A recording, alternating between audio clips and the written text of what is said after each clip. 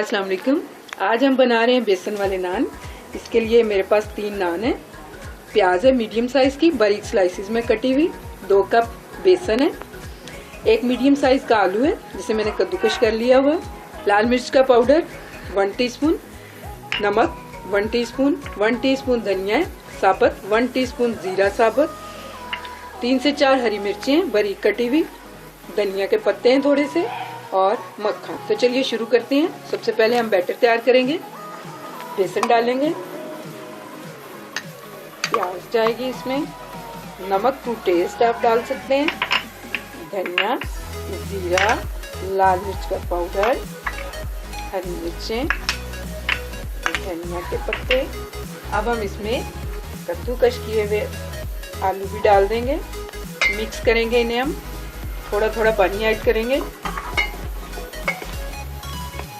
Batter पतला नहीं होना चाहिए, इस तरह का हो कि ये नान के ऊपर बस जुड़ जाए।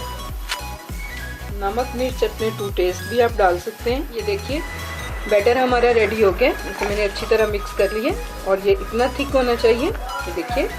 तो चलिए हम अपनी कढ़ाई में तेल को गर्म करते हैं और नान को फ्राई करते हैं। तेल हमारा गर्म हो चुका है, तो चलिए हम नान रेडी कर लेकर। यहाँ हम अपने हाथों का इस्तेमाल करेंगे और ये बैटर इसके ऊपर अप्लाई कर देंगे, नान के ऊपर अच्छी तरह से इस तरह।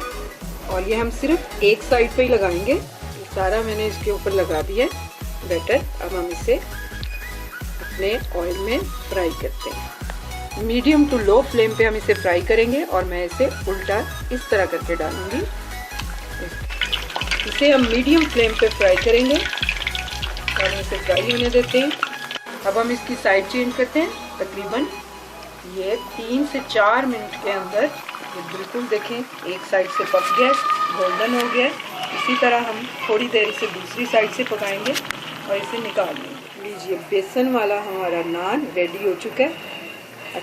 इसी तरह पकड़ के आप इसका ऑयल निकाल लीजिए अच्छी तरह। देखिए अब कुछ भी नहीं गिर रहा। तो मैं इसे प्लेट में निकाल लेती हूँ। ये नान हमारे रेडी हो चुके हैं। मेल्टेड बटर लगाइए इसके ऊपर, ब्रश से लगाइए, हाथों से लगाइए, ये आपकी मर्जी पे है, आप कैसे पसंद करते हैं। इस तरह बच्चों को बहुत पसंद आते हैं। उम्मीद है आपको मेरी रेसिपी पसंद आई होगी। मेरी रेसिपी को लाइक कीजिए, मेरे चैनल को सब्सक्राइब कीजिए। अल्लाह हाफिज़।